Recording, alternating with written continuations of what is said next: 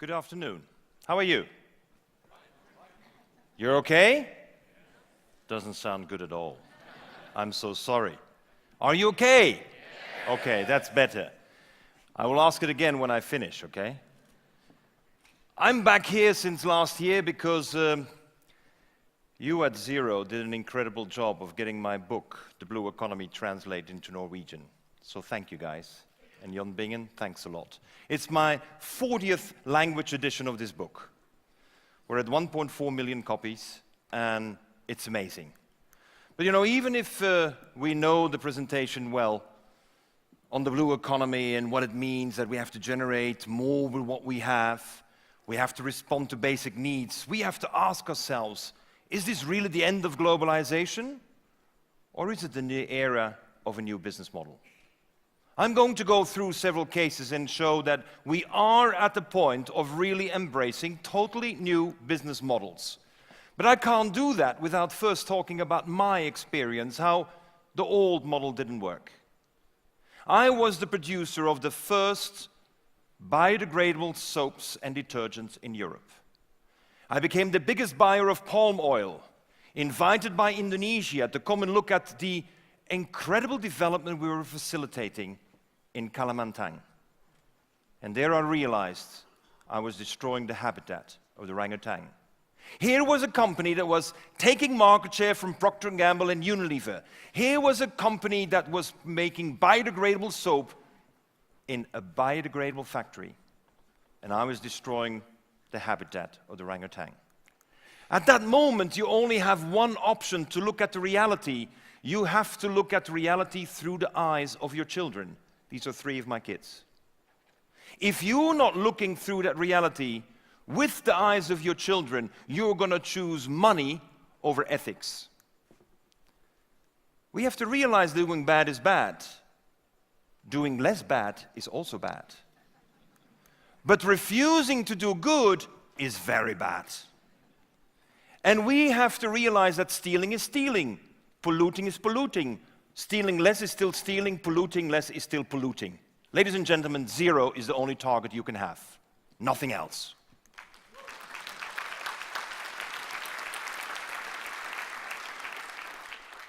And here you see part of the problems that I'm facing. That is the rainforest, and this on that side is certified palm oil, sustainable palm oil. This is a joke.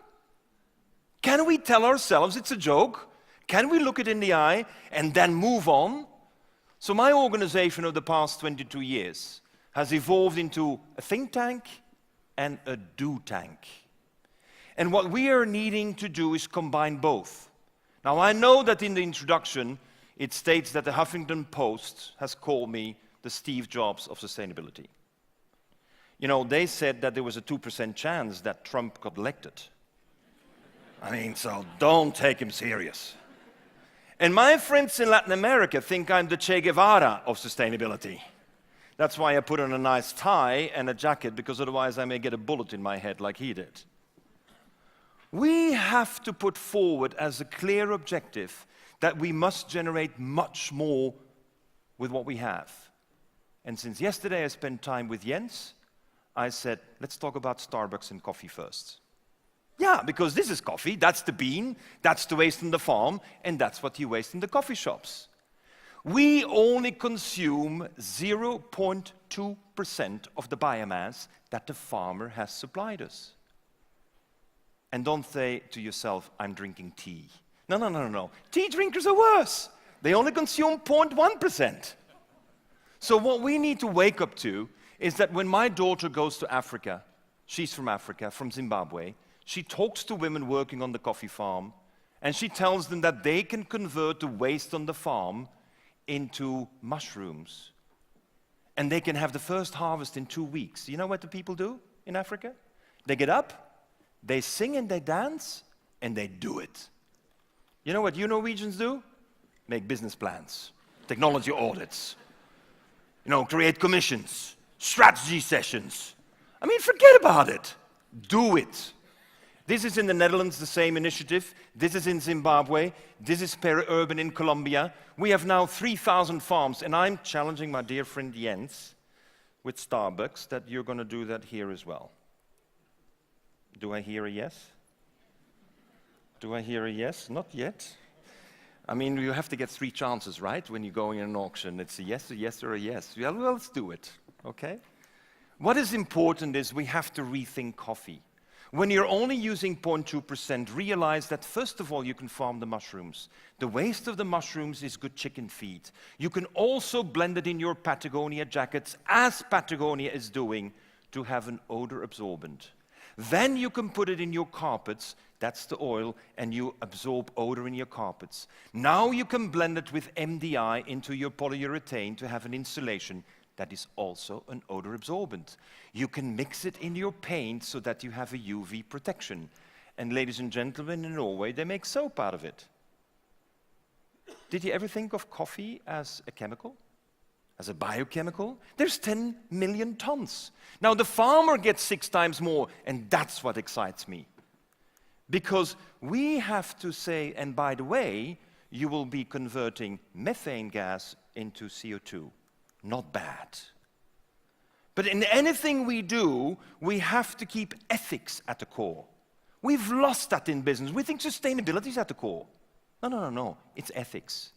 And let me give you a case from France in honor of Laurent Fabius, le président, because I think it's very important we realize in France and Brittany, you have these sea worms. And these beautiful sea worms create a space on the sand, but they have a very unique capability. Sea worms have the oldest hemoglobin on Earth that is capable of absorbing 150 times more oxygen into the hemoglobin than ours can. Fascinating. So what do? Well, first of all, this hemoglobin can be used to preserve organs for transplant. Because now, thanks to the hemoglobin of the sea worm, we can maintain fresh, ready for transplant, we can keep the organs for 3 days. We can go for the perfect match.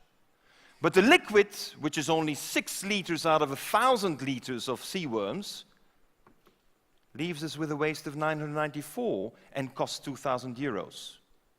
So I made one call to our scientists and said, who in the sea likes to eat sea worms? And they said, truites de mer, the sea trout. So what are we doing now? We're reconverting the old trading areas for the fish in La Bretagne, and we're converting it to major breeding areas for sea worms. And we're so competitive with the sea trout that now we can offer the liquid for the transplant preservation for free.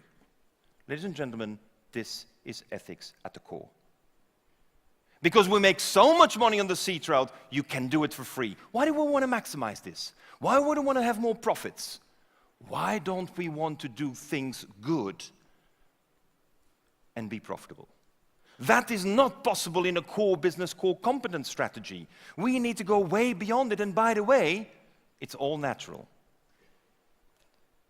We have to solve, ladies and gentlemen, the problems of the past, and particularly some of the disasters of the past, and the present, and one is mercury and gold. This is gold mining in Colombia today. You think there's peace in this country?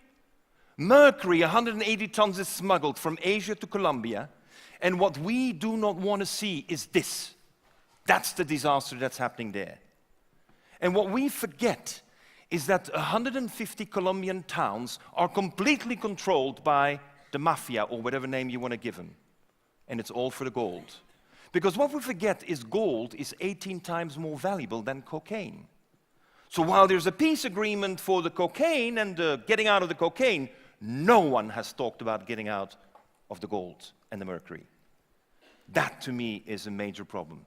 There will be no peace in a country when you have smuggling as the basis of the value generation. So what do? Complain? We are creating a new business model for gold. We're doing chelation as a strategy, mercury-free and cyanide-free exception. And when we have the gold dust extracted, we don't melt it, we immediately supply it to the IT industry, medical and sensor industry. Ladies and gentlemen, we think we're providing a solution on the ground. But we need your support, Norwegians, because we have to stop the mercury deals. And by the way, we're securing that there is 6 times more revenue for the artisanal miners. We have to put nature back on its evolutionary path. What we did in Spain is we looked at the fishermen and we said there is no more fish. Now, if you only have 10 fish, then you know you better use technology to catch the 5 you want to catch. If on the other hand, you secure that you have 1,000 fish again, you can just do line fishing. And who holds the key to that? The female fishes. We have recovered in 7 years the level of 1973 of fish by simply not killing the females with eggs and providing them a space to breed. Because a 500-gram female has 3,000 eggs. A 1,000-gram female has 100,000 eggs. It's so simple to have a solution. Why don't we do it? We have to provide a completely different framework of supplying the energy to the system in order to have the water. But what is key is we're not succeeding today in supplying the system with abundance as nature can do it. We're not going to succeed forward. Now, we invested 82 million euro in this project for 10,000 people. And most people said, "You're crazy." But we think it's normal that 9 million is spent for the generators to run on diesel. Ladies and gentlemen, that is wrong. If you spend 9 million, you can finance 82 million. And that's what we have done. And now we're going for the 120 million on the same island to get the whole island electric vehicles only. But the company that's doing the leasing is the water and the power company, because we're doing smart grid management with batteries. That's how it should go. And we can lease cars on this island in Spain for 165 euro, power included. What is the impact? We have double the amount of water at half the price, renewable energy, we have replenished the fish stocks, and we're pumping economy back on track. This island, ladies and gentlemen, is the only space in Spain where there's full employment. We can recover the employment. We need to think differently. And by the way, it's 100% renewable. I have 2 quick cases left. 70% of all fresh water in the world is used for agriculture. Meat, huge amount. Chocolate, even more. So if you're a chocolate eater, know it. 1 kilogram of tomatoes consumes 210 liters of water. In Australia, we've been able to revolutionize tomato farming. It's a German who saw land just about for free, and we're putting cold seawater to the ground, and we're creating a condensation effect inside. Instead of having the traditional production system, it's been converted into a system where we have food and fresh water. Yes, ladies and gentlemen, we're producing fresh water and tomatoes. Do you see the logic? Instead of needing water for farming, we produce water thanks to farming. Now, this is the kind of things that we thought was only possible at small scale. In September this year, we inaugurated the 17,000-ton-a-year facility. It is operating, and we save 3.2 million tons of water. Ladies and gentlemen, this is having own its energy. I can talk about it for ages about it. But are we ready to know that KKR put $200 million in this? We have another $500 million commitment, and we're planning to take 10% of the tomato market in the world. Why? Because it's on renewables only. It is water as a byproduct of farming. Tomatoes that produce water. And by the way, we are zero emissions. Last case for Norway. It's about time we move from the 2D to the 3D farming. Amazing, we know mathematically that if you go 3D, everything changes fundamentally. In 2012, Science magazine dedicated this incredible article, and I realized Norway has 2 million square kilometers of sea. Your sea is beautiful. But Norway consumes still 8 billion liters of fuel to power your engines. And we have done the test in South Africa, and we know we can farm the seaweeds 25 meters deep, and we generate 4,200 cubic meters of biogas per hour per hectare. Can you calculate quickly how fast you can now supply Norway with all the fuel you need? 1% of Norway's sea space produces 100% of your energy needs for your engines. 1%. Now you have to decide to do it. Now if you don't believe me, that's fine. Come and see in Indonesia where we signed the first 100 square kilometer contract. And come and see the signs that has demonstrated we can produce this. And if you don't want to do it, it's fine you don't want to do it. We're doing it anyway. And maybe not in Norway. By the way, this would make Norway completely zero emissions. Why not do it? To conclude, don't ever think that I do this on my own. I'm inspired by people, including 2 Norwegians. I hope you recognize them. If we only teach our children what we know, our children will never be able to do better than we do. We have to create a tremendous space for them to imagine things. So everything that we do is translated to children's fables.